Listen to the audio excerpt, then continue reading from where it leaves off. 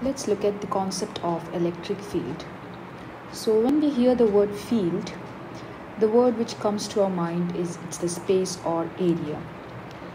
Let's talk about a positively charged object, and let's bring a small positive charge near to this big huge positive charge. We know that it's going to experience a force of repulsion.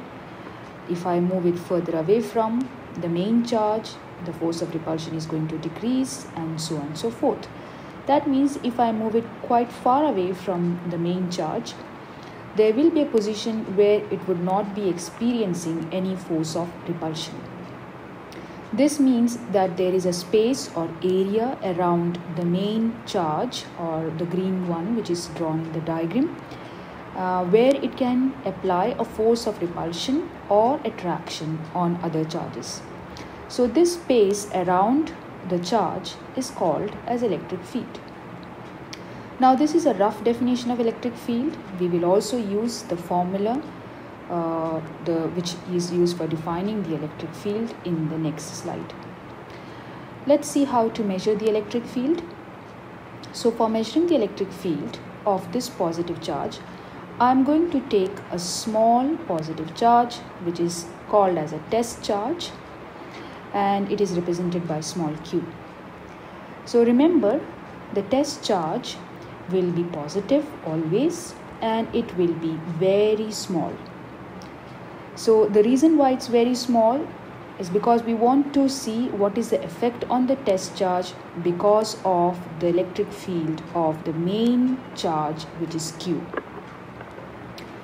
So we can see that in this diagram we have a main charge here, which is the capital Q.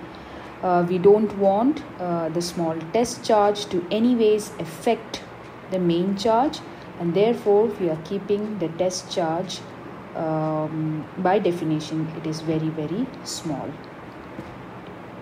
Okay. Now electric field is defined as the force per unit charge. So here we can see that this is a defining formula for electric field, and we can also see that it's going to be a vector quantity. That's why we have placed arrows on top of electric field, as well as on the top of force, which we already know it's a vector quantity, and that's the reason electric field is also a vector quantity. So it is defined as force per unit charge, and we can see that E is the symbol for electric field, F is the symbol for force, and Q is the symbol for charge. Now, very interesting to note that this is the electric field for Q, capital Q, that's the main charge. Even though capital Q is not appearing in the formula itself, but remember, this formula is used for calculating the electric field of capital Q. Let's try to look at a different situation. Let's say that we have got another charge. That means we are going to replace the small q, and I'm going to replace it by a charge which is double of its previous charge. That is, now we are having 2q, and we know that by Coulomb's law, force is directly proportional to the charges. That means now the force which is being applied on 2q is going to be double of what was being applied before. Okay, so now let's calculate the electric field at the same position once again. This time it is for 2q. So we can see that the force on 2q is 2f.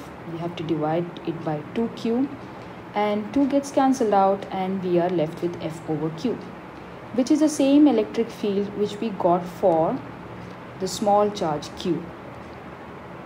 What does this indicate? This means that electric field remains same as the position is same. That means if we don't change the position of the charge, then the electric field will remain same, and also the main charge is also not being disturbed. So the main charge is also having the same magnitude, which is capital Q, and we are not changing the position, which implies that the electric field will also remain same.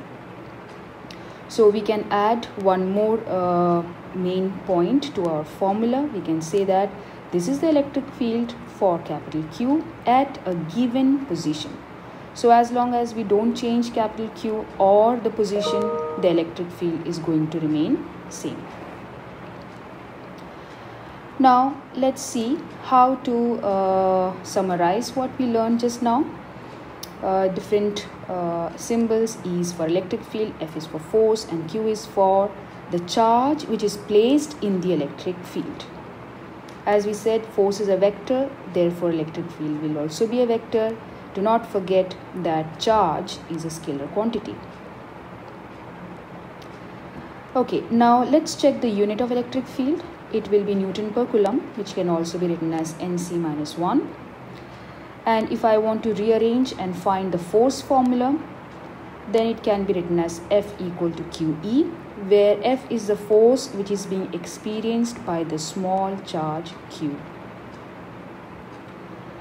Electric field being a vector, it has both direction and magnitude.